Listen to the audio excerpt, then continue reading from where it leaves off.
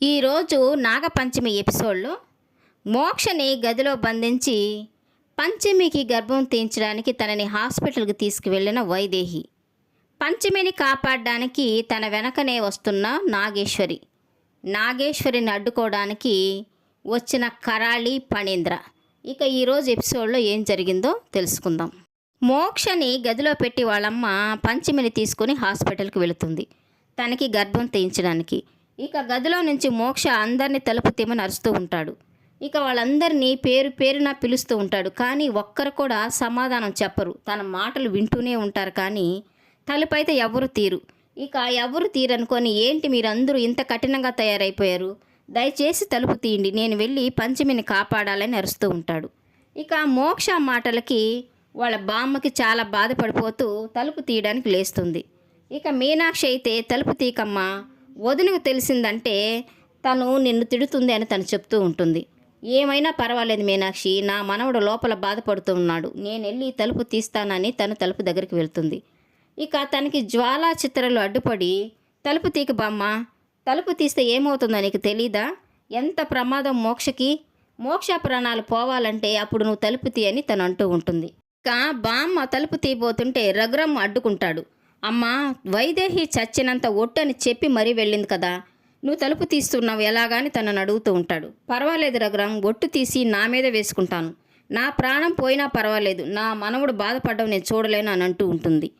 అమ్మా, నువ్వు గురువుగారి మాటలు నమ్ముతావు కదా, మరి అలా మోక్షకి ఏమన్నా అయితే మనందం ప్రాణాలతో ఉండగలమా, తలుపు తీకమ్మా అని తను అంటూ ఉంటాడు. ఇక బామ్మ తలుపు తీయలేక అక్కడే నిలబడి ఏడుస్తూ ఉంటుంది. వైదేహి పంచమిని కారులో హాస్పిటల్కి తీసుకెళ్తూ ఉంటుంది. పంచమికి మోక్ష తన కడుపులో బిడ్డ మీద చూపించే ప్రేమే గుర్తుకు వస్తూ ఉంటుంది. ఇక వాళ్ళ అత్తయ్య తనకి జరిపించిన శ్రీమంతం కూడా గుర్తుకు వచ్చి తను బాధపడుతూ ఉంటుంది.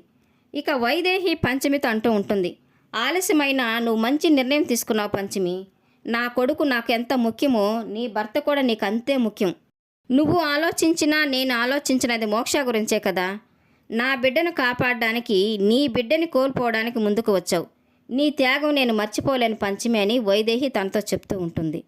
ఇక వాళ్ళ కారు వెనకనే నాగేశ్వరి వస్తూ ఉంటే తనకి దారిలో ఫణీంద్ర ఎదురుపడి, ఆగు నాగేశ్వరి, అడుగు ముందుకు వేశావంటే నిన్ను ప్రాణాలతో ఉంచను, ఇప్పుడే చంపేస్తాను అని తను అంటూ ఉంటాడు.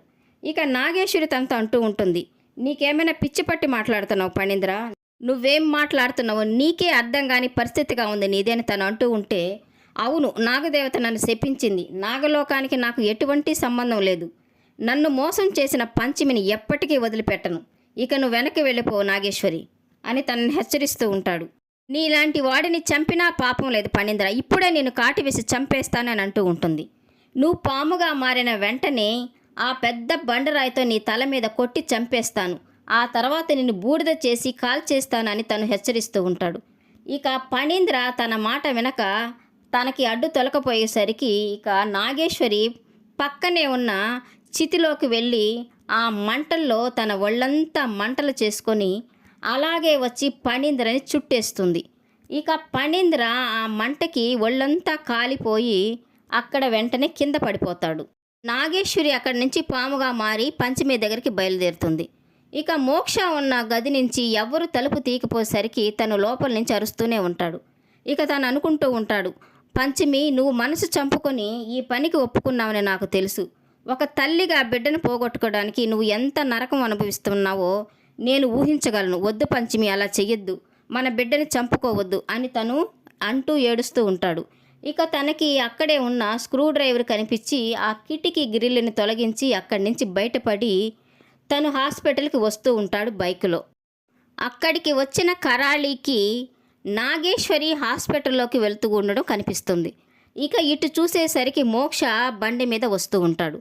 ఇక వెంటనే తన మంత్రశక్తితో తన రూపాన్ని ఒక ముసలావిడిలాగా మార్చుకొని కర్ర పట్టుకొని కుంటుకుంటూ మోక్ష బండికి ఎదురెళ్ళి తన బండిని పడేలాగా చేస్తుంది. ఇక కింద పడిన మోక్ష చుట్టూ చూసేసరికి ఎవరు ఉండరు. ఇక తను పైకి లేచి బండిని స్టార్ట్ చేయబోయేసరికి అది పని చేయదు. కరాళి తన మంత్రశక్తితో ఆ బండిని పని చేయకుండా చేస్తుంది. ఇక బండిని అక్కడ వదిలేసి మోక్ష రోడ్డు మీద పరిగెత్తుకుంటూ పంచమి దగ్గరికి వస్తూ ఉంటాడు. పంచమి హాస్పిటల్లో కూర్చొని బాధపడుతూ ఉంటుంది. తనకి గోడకి ఉన్న చిన్నపిల్లల ఫోటోలు చూసేసరికి ఇంకా బాధగా ఏడుస్తూ ఉంటుంది. ఇక అక్కడికి వచ్చిన నర్సు పంచమిని డాక్టర్ పిలుస్తున్నారని చెప్పగానే వైదేహి పంచమిని తీసుకొని ఆపరేషన్ గదిలోకి వెళ్తుంది. ఇక తనని లోపలికి తీసుకెళ్లిన డాక్టరు పడుకోపెట్టి మత్తు ఇంజెక్షన్ వేస్తూ ఉంటారు. ఇక ఒక పక్క మోక్ష రోడ్డుపై పరిగెత్తుకుంటూ వస్తూ ఉంటాడు పంచమిని కాపాడడానికి. ఇక మరో పక్క నాగేశ్వరి పంచమిని తన బిడ్డని కాపాడడానికి తన ప్రయత్నం తను చేస్తూ ఉంటుంది. పంచమి కడుపులో ఉన్నది తన తల్లి విశాలాక్షి అని నాగేశ్వరి పంచమికి చెప్తుందా? నిజం తెలుసుకున్న పంచమి ఈ అనర్థం జరగకుండా తన బిడ్డని తను కాపాడుకుంటుందా? మోక్ష వచ్చి ఏం చేస్తాడు? జరగబోయే ఎపిసోడ్లో తెలుసుకుందాం. ఈ వీడియో నచ్చినట్లయితే లైక్ చేయండి, సబ్స్క్రైబ్ చేయండి. ఈ సీరియల్పై మీ అభిప్రాయాన్ని కామెంట్ సెక్షన్లో మెన్షన్ చేయండి. Thank you for watching.